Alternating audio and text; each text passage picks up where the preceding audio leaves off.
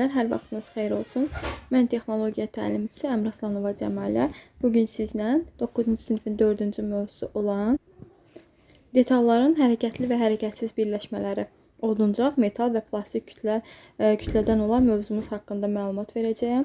Bu mövzu bilirəm ki, kiminsə xoşuna gəlmir. Yəni düşünürəm ki, kimsə bu mövzunu sevmir. Ona görə də ən lazımlı yerlərin ən qısa şəkildə izahını sizlərlə bölüşəcəyəm. Deməli, müəllimlər, bilirik ki, müasir zamanda satılan məişət mebellərinin əksəriyyəti süni ağac materiallarından hazırlanır. Hansı ki, bunun qısa adı samdır. Bu materiallara oduncaq yonqarlı lövhələr, yəni OYL-lər, oduncaq lifli lövhələr, OLL-lər və orta sıxlıqlı oduncaq lifli lövhələr, yəni OSOL-lar daxildir. Və deməli, bunun da bir neçə səbəbi vardır. Birincisi, onun ucuz olmasıydı. İkincisi, xam malın çox zaman hamının əldə edə bilmədiyi qiymətli ağac növünə bənzəyən teksturasının olmasıydı. Üçüncüsü isə süni oduncaq materiallarının eninin böyük olmasıydı. Eyni zamanda onlar çox möhkəmdirlər. Deməli, quru yerdə istiliklə bağlı heç bir problem yaratmırlar. 40 ilin ən çox istifadə edilən materialı hesab edilmişdir və xarrat işlərində süni oduncaq materiallarından hazırlanmış mebellər lövhəli mebellər adlanır. Və birləşmə növləri hərəkətli və hərəkətsiz olmaqla iki qrupa bölünür.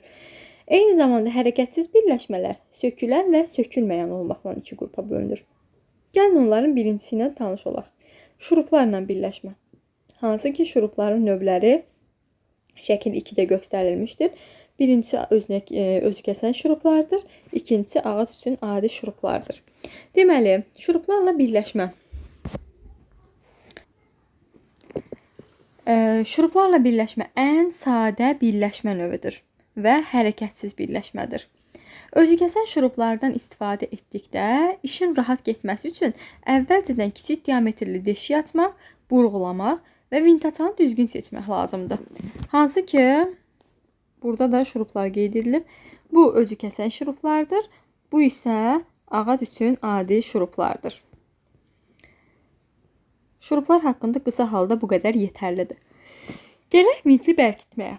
Vintli bərkitmə söküləndir, eyni zamanda hərəkətsiz furniturdur.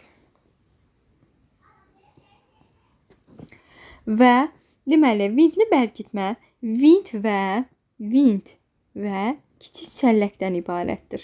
Vint və kiçik çəlləkdən ibarətdir. Bir panelin kənarının digər panelin layına birləşdirilməsi üçün istifadə edilir. Və çox möhkəm bərkitmə növüdür. Çatışmayan cəhəti isə panelin üst hissəsində vint başlığının görünməsidir. Gələk eksentrik bərkitmə.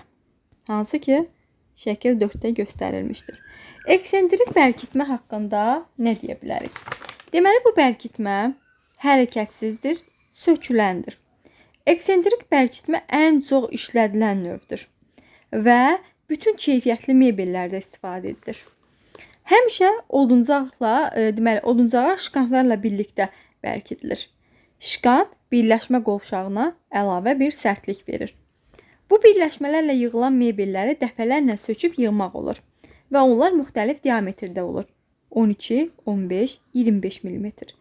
Çatışmayan cəhəti isə öz başına dönməsi baş verdikdə bərkimənin zəifləməsidir. Gələk şkantlarla bərkitməyə. Onlar hərəkətsizdir, sökülməyəndir. Hərəkətsizdir, sökülməyəndir, diqqətlidir. Və şkantların nəmliyi birləşdirilən detalın nəmliyindən 2-3% aşağı olmalıdır. Yol verilən nəmlik həddi isə 6-8% olmalıdır. Gəldik mebel künclüyünə. Mebel künclüyü tərpənməzdir, söküləndir və bu birləşmənin sadə növüdür. Quraşdırılması asandır. Quraşdırmaq üçün əlavə bir dəliyin açılması tələb edilmir. Mebel künclüklü birləşmə kifayət qədər möhkəmdir, qiymətli də ucuzdur. Çatışmayan cəhəti isə görünən olmasıdır. Gələk hərəkətli birləşmələrə. Hərəkətli birləşmələr 2 dənədir. Çaşqa həncama və həncamalı mebel kronşteyni. Çaşqa həncama yarım mexaniki qurğu olub, mebeldə qapıların gövdəyə bərkidilməsində istifadə edilir. və bu hərəkətli növdür, eyni zamanda söküləndir. Qapıların bərkidilməsində ən etibarlı üsuldur. Həncamalı mebel kronşteyni xüsusi qaldırıcı mexanizmlər üçün nəzərdə tutulmuşdur. Bar üçün həncamalı kronşteyn sağ və solda quraşdırıla bilər. Qaz dirəkləri olan həncama və onlar söküləndir, eyni zamanda hərəkətli birləşmələrdir. Hansı ki, deməli, şəkil 8-də də bunlar öz əksini tapmışdır. Mövzumuzun qısa halda əsas məqamlarını sizə izah elədim. Diqqətlə qulaq asın, bəyənib, abunə olub, rəy bildirməyi unutmayın.